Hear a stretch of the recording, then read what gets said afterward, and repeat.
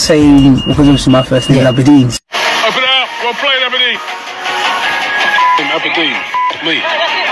City's made it up. The first time they hear Aberdeen, they're all thinking is the city in Scotland. So the first thing they think I'm an English or white person, right, and then as soon as I turn up, they hear my, and they're like, oh, listen. And I keep saying, I say to a lot of the black lads I coach as well as white lads, if a black lad is late, he's got a chip on the shoulder.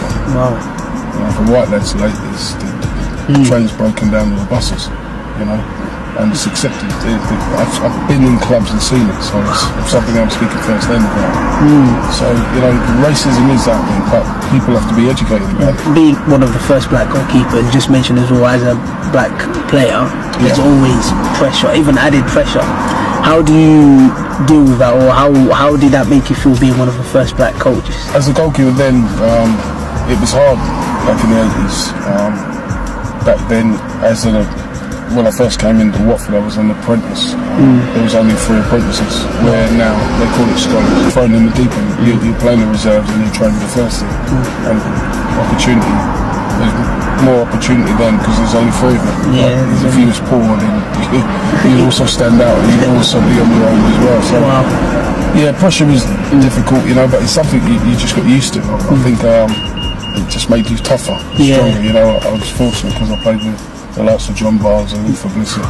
They were older big name players. Yeah, they were older and they were very good to me. You know, Watford were one of the few teams back then who had black players. So I mean, it's just made me mentally stronger. And to be fair, the mindset was good because I thought when I finished playing football, I'm going to be able to set something on myself. I wasn't really keen on going into a club on a day-to-day basis and being a coach, so I decided to set my own stuff up and went along, and then after a while I was producing players and they were saying to me, one of my friends said to me, why don't you take it further? It's no good producing players, presenting the clubs, what do you get out of it? And he said you should look into the agency, and from then I met my partner Rob.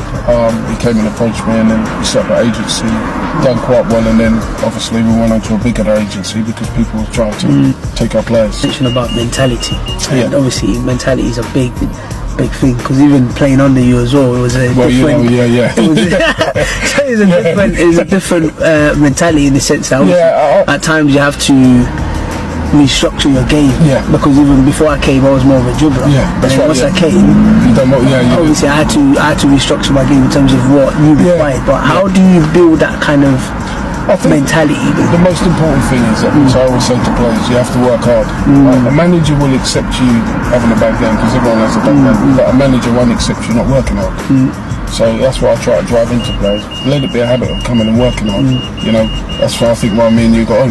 You always work hard. I could tell, because obviously it's not even myself, the way I see myself play as well. It's not just working hard on the pitch, and I think and that's just in life as well. Experience as well. Exactly right. You've got that self-motivation where 100%. I know I'm not one of them. I have to keep shouting at you. You've got to work hard. But in terms of that self-motivation, because what's happened is, especially now that in your time, money in football wasn't that big. People didn't play football for money, they played because they enjoyed it. How do you try to understand, let players know that obviously the money's there, but you still have to enjoy the game? How do you... I was speaking about a player earlier, and the same thing I was saying to one of the lads. Everyone's got different drives, you know, which there's nothing wrong with that. 100%. But you know, a lot of the players now, they put the money more important than playing football. And back then it wasn't. But it was more important to play football, and then the money will come. You know, but now when I speak to players, the first thing they say, how much money do you think I'll get? And that's the thing, and obviously... And that's what it is. A lot of clubs don't explain. Being a professional footballer playing in a National League, League 2 and League 1, the majority of players will have to go to work after their careers finished. You know, Championship, top ends, you probably be fortunate to be able to invest your money, and Premiership, but clubs do not explain that. I've been fortunate to play with one of your players, Mehdi Ali. Mehdi. Who grew up in my